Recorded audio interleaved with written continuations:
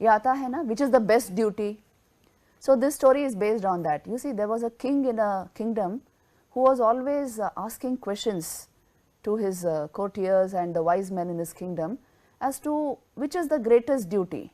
Is it a householder who takes all the duties in his who actually is able to do all his duties in a dedicated spirit, who is able to contribute vastly to society, is he greater, or is a sannyasi who does not take up any duty, responsibility at home, but who searches God? Is this a greater dharma?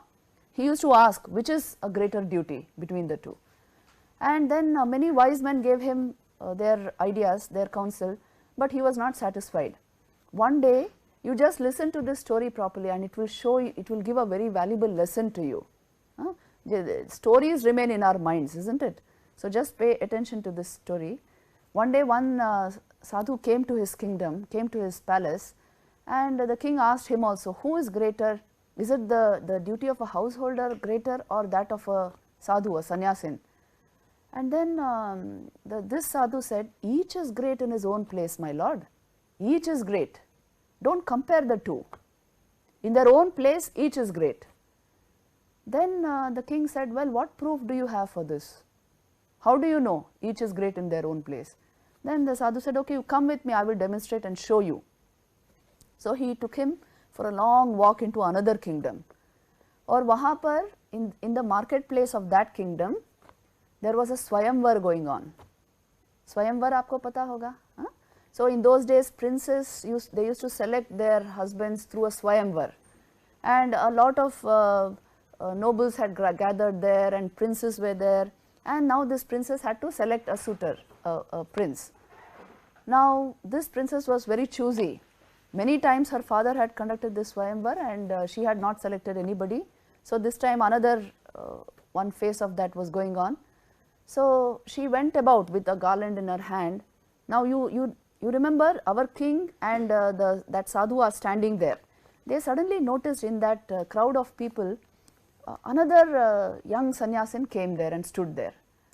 And this girl who was going around with that garland in her hand, she went and garlanded that sannyasin, that young man.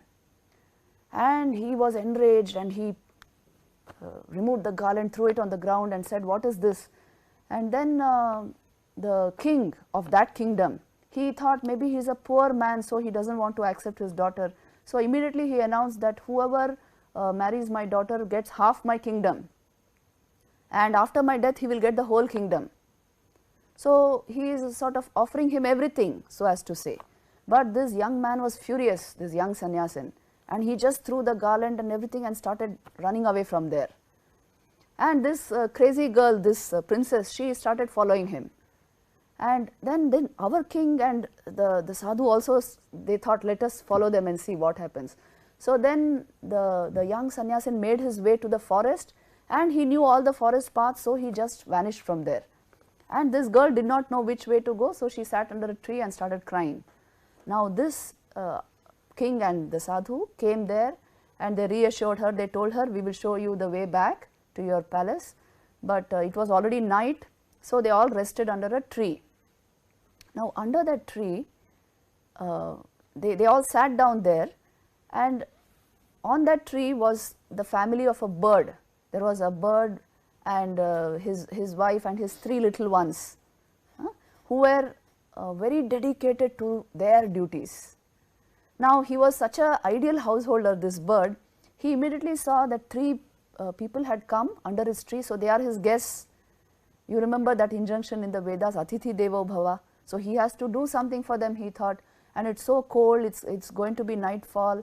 So he went somewhere and bought a small firebrand, and then he put it on the ground, and immediately they added twigs to it and created a fire, and so they were warm enough. Then he told his wife that you see, these 3 people are there, they are our guests, but we have nothing to, no food to give them, and in this night where can I go in search of food? So let me do a thing, I will sacrifice my body. I will jump into this fire, and so they can roast me and have me for food. And he actually jumped into the fire, that bird. Now he saw the wife of this bird saw that one bird is not enough, and how can I allow my husband's dharma to go waste, his sacrifice, how can I allow it to go waste? So she also jumped into the fire, and the three little birds, little ones of this couple, they also jumped into the fire, offering their bodies as food for these guests. Now, of course, these guests could not eat eat those birds, but immediately they understood the extent of dutifulness, the extent of sacrifice in these birds. And then the next day, the sannyasin showed that princess her way home, and then he told the king, you see, my lord, if you have to be a householder, if you are identified with that duty, you must be like these birds. You see how great is their sacrifice, how great is their sense of duty.